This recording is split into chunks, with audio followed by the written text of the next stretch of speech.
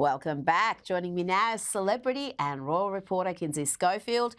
Kinsey, let's start with affordable cosmetics, e.l.f. They're a brand I've never heard of, but they're involved in some controversy because they've got a new ad starring comedian Matt Rife alongside drag queen Heidi in Closet. Get it? And they've said, you know us, we're always listening and we've heard you. Kinsey, what are they apologising for? As far as I know, Matt Rife is hilarious. I mean, this is the thing. It's like sometimes I want to say cancel culture doesn't exist anymore, but here we are. Matt Rife is a comedian. I think he's a very funny comedian, but apparently the comment section was angry about a previous joke he made involving domestic violence. He kind of refused to apologize. Instead, he responded with a link to buy helmets for those with disabilities. He said, if you've ever been offended by a joke I've told, here's a link to my official apology. And that's what it was. So it's like, I think back in the day, people understood the difference between a joke and something that crossed the line. And I think that after Me Too and after, kind of the cancel culture way we've had, there is still some question there. He's a comedian. He's supposed to say things that are inappropriate.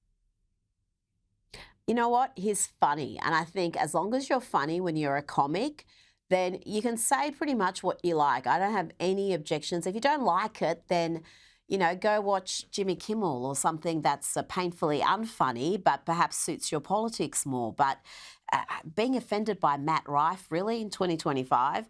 Now, let's move along to this trailer for a new documentary about Kanye West. This trailer that's dropped features Kim Kardashian crying as she tells West, your personality was not like this a few years ago.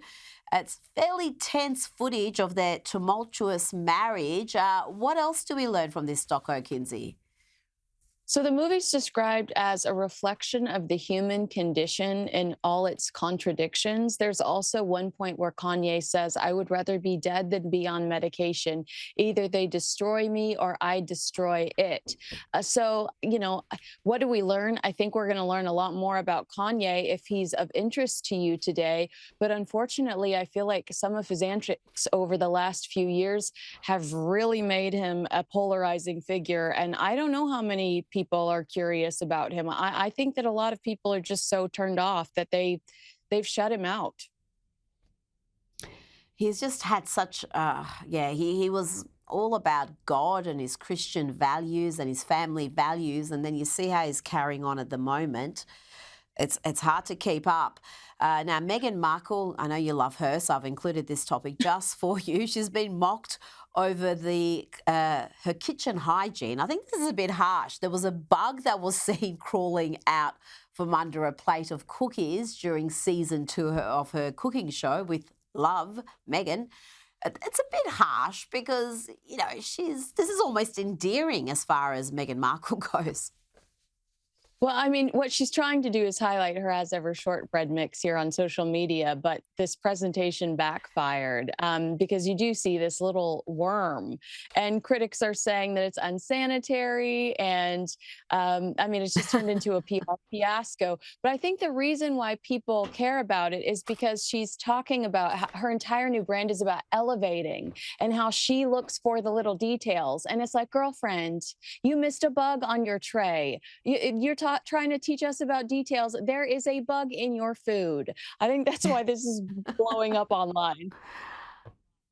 Well, she's too busy putting little micro flowers all over the food. So the bugs are an afterthought.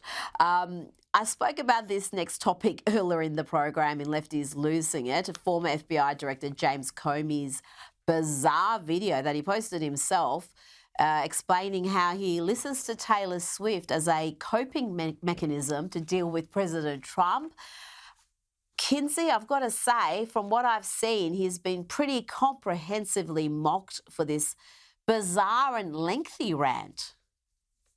You're absolutely right. The internet is so confused. One of my favorite comments online was, I see James Comey is lobbying for the insanity defense when the criminal charges come his way.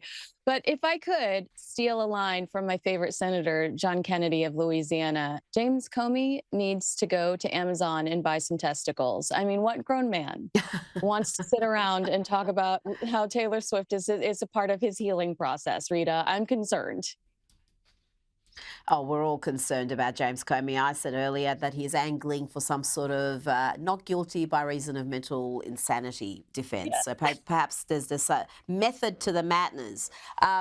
Before you go, there's some recent analysis showing that Republican Texas Senator Ted Cruz, his podcast, Verdict with Ted Cruz, is the most popular political podcast, boasting nearly 1.5 million downloads in July alone. Kinsey, this took me by surprise because he's got a sense of humour, but he's a pretty serious figure. But obviously, plenty of people are listening in to his thoughts here. Yeah, I also think that this is a case for consistency. We mentioned Meghan Markle. He's been doing this like 3 days a week since 2020. You know, people know that they can rely on him. He Mm. fights a lot of people. He goes after a lot of people. He challenges them. But what I loved about this was it was like Republicans versus Democrats, and how the podcasting world is really dominated by some of the Republican personalities. Gavin Newsom came in second. He's also kind of a newbie, but he's trying to build a podcast through celebrity association, and that's not what people want.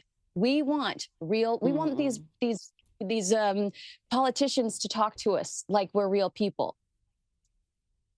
Some authenticity is what's needed. People love a touch of authenticity, particularly from their politicians. Kinsey, thank you so much for your time tonight.